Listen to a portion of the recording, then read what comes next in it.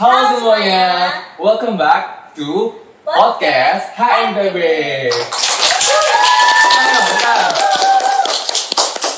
Nah, seperti biasanya di podcast HMPB, kita bakal cari tahu nih, ulik-ulik lebih dalam mengenai topik-topik terkini, terhangat, terkece dari dunia teknik biomedis Universitas Airlangga, salah satu teknik biomedis universitas terbaik di Indonesia. Nah, di sini kita mau bakal bahas apa nih? Teman-teman ada yang tahu nggak? Berita apa yang hangat nih di ITB? Nah, jadi pada tahun 2023 FST bakal ngirimin 4 mahasiswanya buat ikut beasiswa UAT ISMA di luar negeri. Nah, 3 diantaranya itu dari teknik biomedis Universitas Airlangga. Keren banget nggak sih, Nas? Pastinya keren banget dong. Parah, keren banget. Bangga banget nih jadi TB, bangga TB gitu ya. Nah, mungkin sebelum itu kita bakal mengenalin diri kita dulu. Aku Zidan dari Teknik Biomedis 2022.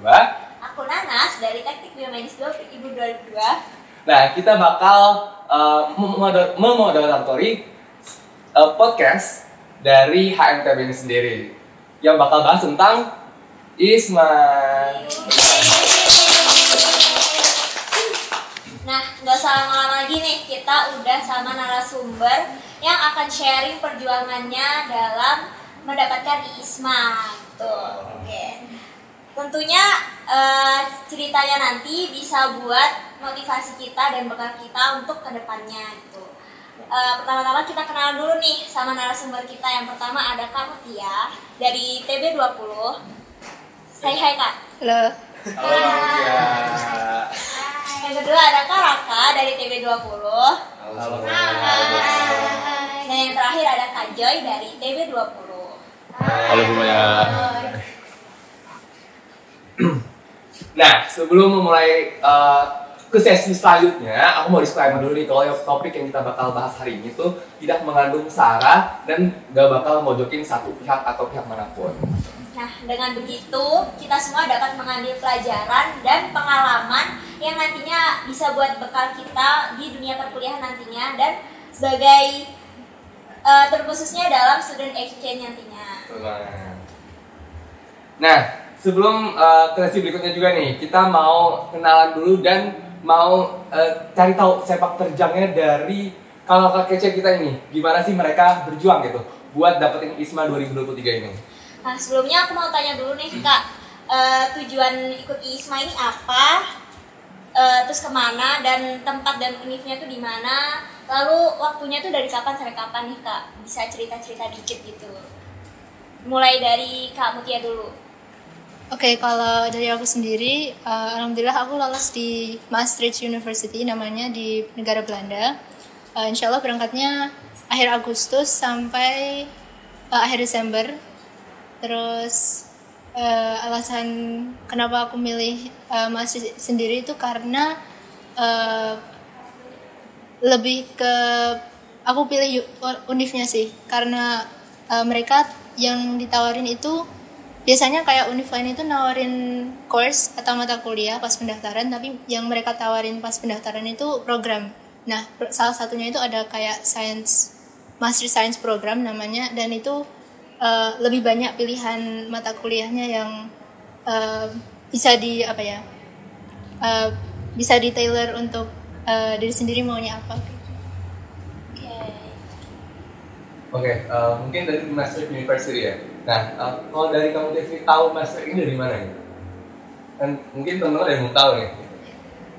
Aku sendiri tahunya pas lihat-lihat scrolling univnya apa aja di website ISMA-nya sih. Terus aku cari lagi di web Google, terus ternyata menarik juga gitu sama programnya gitu. Keren banget. Keren banget. Bisa lanjut ke Karaka mungkin cerita-cerita gitu. Oke, kalau aku sendiri, aku keterima di University of Galway di Ireland. Aku bakal di sana kurang lebih sama kayak Mutia lah, dari akhir Agustus, tapi aku sampai pertengahan Desember, sampai tanggal 15 sampai 17 kalau nggak salah. Terus apa lagi sih tadi itu? Alasan. Iya. Alasan Alasannya, terus sama waktunya udah ya tadi. Ya udah. Kalau alasannya sendiri, aku milih University of Galway itu karena course yang ditawarin tuh masih mirip-mirip sama kayak yang kita pelajarin di TB, kayak misalnya ada Principles of Biomaterials, ada tentang cellular biology juga, kayak gitu-gitulah. Terus ada juga tentang psikologi yang ya menurut aku sih cukup menarik ya buat dipelajarin, karena kita juga ya belum pernah ke arah situ lah. Jadi aku milih di situ. Dan aku tahu University of Galway ini sama juga kayak Mutia. Aku tuh taunya gara-gara pas lagi research pengen univ apa gitu di ISMA-nya. Pasti kan kita milih sesuai sama yang kita pengenin lah gitu. Jadi aku milihnya University of Galway. Oke. Keren banget. Nah, terus kalau dari University of Galway itu kita masuk di Biomedical Engineering atau ada fakultas kedokteran? Tapi kalau misalnya di University of Galway itu sebenarnya emang uniknya lebih condong ke arah healthcare gitu ya, jadi kayak kedokteran dan biomedical engineering. Yang aku lihat sih kayak biomedical engineering society di sana tuh lumayan kenceng gitu dan banyak ada research lab-nya gitu di sana. Menarik ya Dan. Menarik banget. Ya.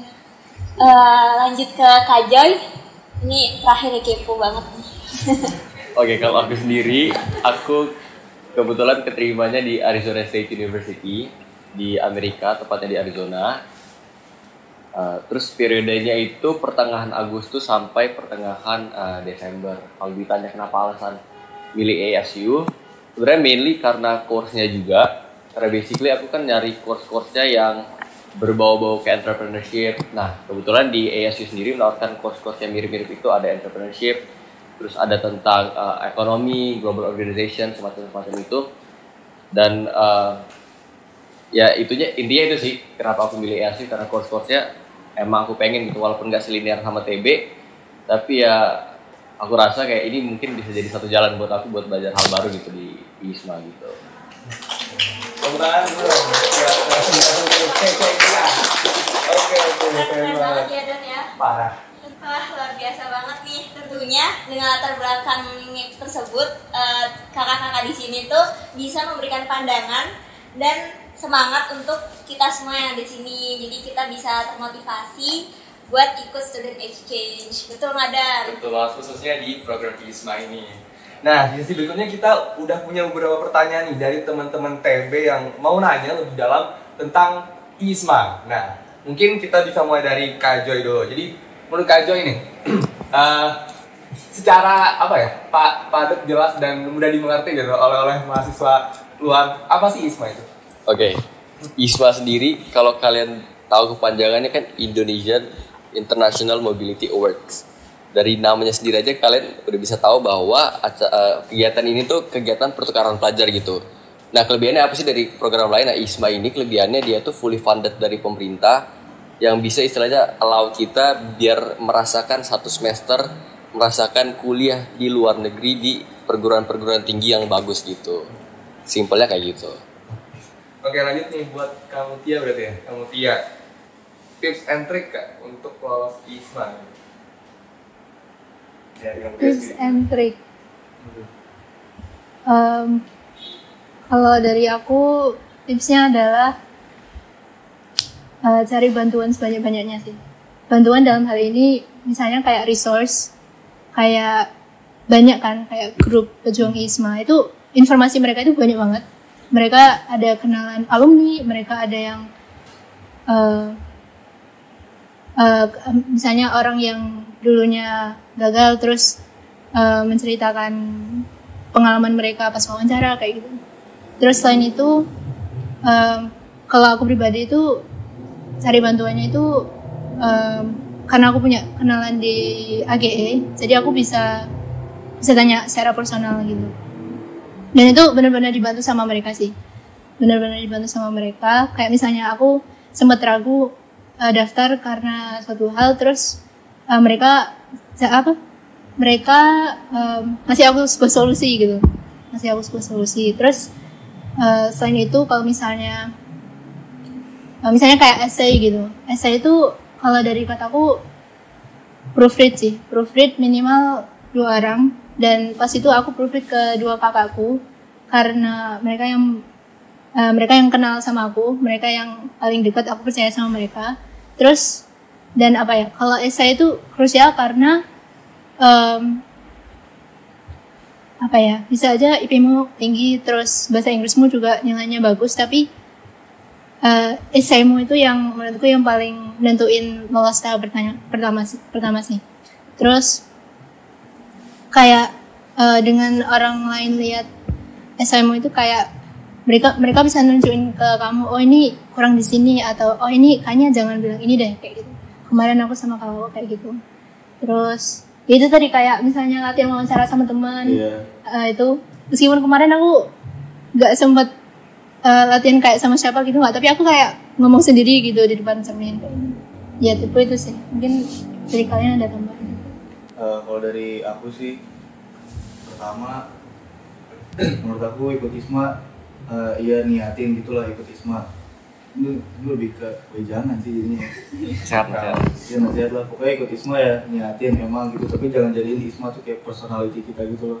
Jangan sampai kayak kita sangat percaya diri ISMA, kayak si Joy tiba-tiba udah ya bagus gitu loh. Iya ya bagus sampai udah percaya bakal masuk interview dan emang diniatin di situ, tapi jangan sangat percaya diri kok aku bakal masuk nih interview gitu kan. Kalau misalnya emang kayak gitu, ntar kalau misalnya gagal ya sakit banget karena kita naruh ekspektasi yang tinggi banget di diri kita. Kalau misalnya aku kan ya daftar niat, tapi ya kalau misalnya gak keterima ya hidup gue gak cuma ISMA doang, itu masih ada yang lain, jadi gak terlalu sakit hati lah. Terus kalau tadi kata Mutia benar sih, proofread itu, tapi aku waktu itu nggak sih, kalau aku agak berbeda sih pandangan dari Mutia ya. Ya karena waktu itu aku nggak proofread, tapi aku palingan ini sih ngelihat kayak misalkan suka ada wordy yang di Twitter tuh bikin thread, misalnya paragraf 1 tuh isinya ini gitu. Jadi aku ikutin aja kayak misalnya berarti paragraf 1 tuh kita ini gitu. Itu tuh ya jadi opsi aja lah. Ada yang misalnya orang yang lebih suka di proofread gitu. Kalau misalnya aku tuh kalau misalnya kalau aku sendiri ya di proofread sama orang kan malah jadi aku pengen nulis sesuatu, aku kayak oh ya aku nggak usah ya gitu, kata ini nggak usah gitu, padahal mungkin sebenarnya tuh lebih bagus, tapi kita tuh jadi kayak nahan diri kita karena kalau kata orang ini tuh jangan gitu. Jadi aku lebih ngikutin kayak tips-tips aja gitu. Itu sih. Kalau aku sendiri mungkin permantapkan nilai bahasa Inggris kalian. Apalagi ini kan kayak masih ada hampir setahun gitu buat ISMA 2024 kan. Jadi kayak kalian punya banyak waktu gitu buat nyiapin kayak. Soalnya kemarin tahun lalu waktu aku ambil Duolingo tuh kayak persiapannya cuma 3-4 minggu gitu deh. Jadi kayak aku rasa kurang maksimal.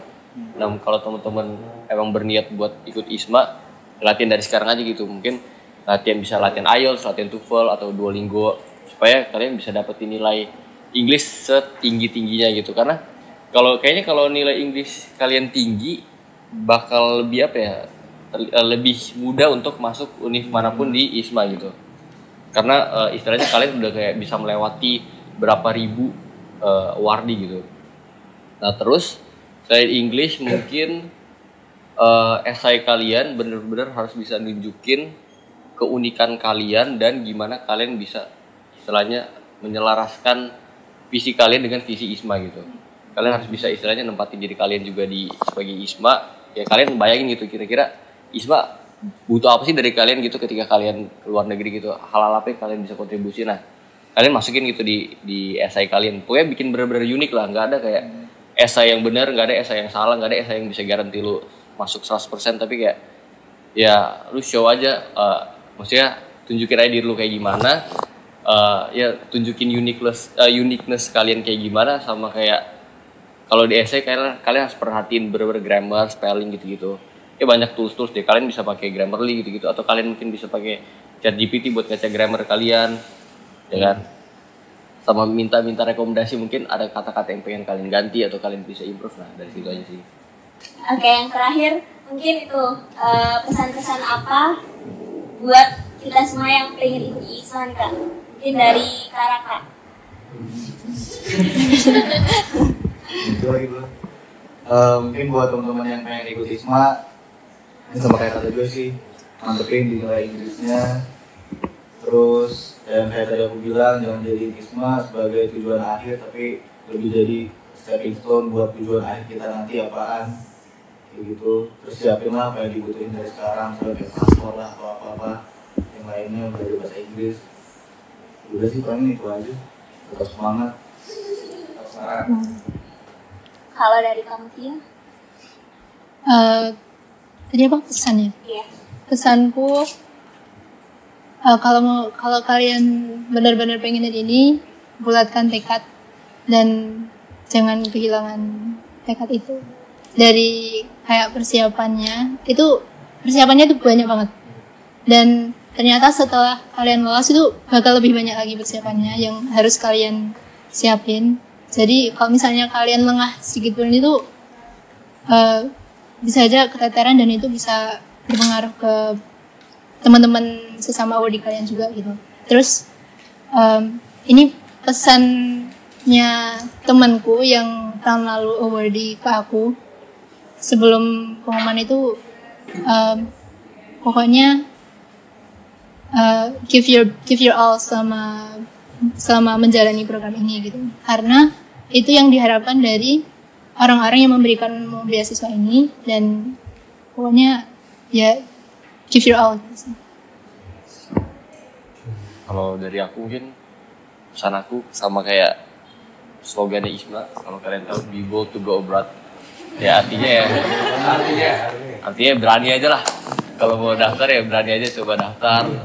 Kayak ya kasih yang terbaik, terus jangan lupa banyak doa aja deh. Soalnya kayak Isma terlalu abu-abu, kayak kita nggak tahu lah siapa yang bisa terima, siapa yang nggak terima, tapi kayak ya berani aja gitu, banyak doa. Nah, keren banget nggak sih itu? Sebenarnya itu tangan. Nah, ya keren banget nih tips and trick dan semua pertanyaan tadi itu benar-benar insight baru banget buat kita, buat nyiapin tahun depan. Isma, mungkin kita yang angkatan 22 bisa lebih siap lagi nih buat ngadepin Isma tahun depan. Nah, mungkin ini juga jadi semangat baru buat kita dan motivasi tentunya buat teman-teman TB buat dapetin dan menjadi. Nggak terasa nih sesi diskusi kita di podcast kali ini udah mau berakhir gitu. Aku mau ngucapin terima kasih banyak kepada kalian semua yang udah mau dengerin podcast kita kali ini. Kita ucapin juga kepada semua narasumber kita, kamu Tia, Taraka, dan Kak Joy udah berkenan hadir datang di podcast HMTB kali ini dan menyebar semangat baru dan insight baru juga buat kita ke depannya yang bakal bermanfaat banget tentunya buat persiapan Isma tahun depan. Oke, aku Zidan dan aku Nanas. Kita dari podcast HMTB mohon maaf apabila ada kesalahan kata ataupun perbuatan yang mungkin menyakiti hati-hati teman-teman di sini maupun teman-teman di rumah. Selamat sore dan See you di podcast HMTB selanjutnya. Dadah.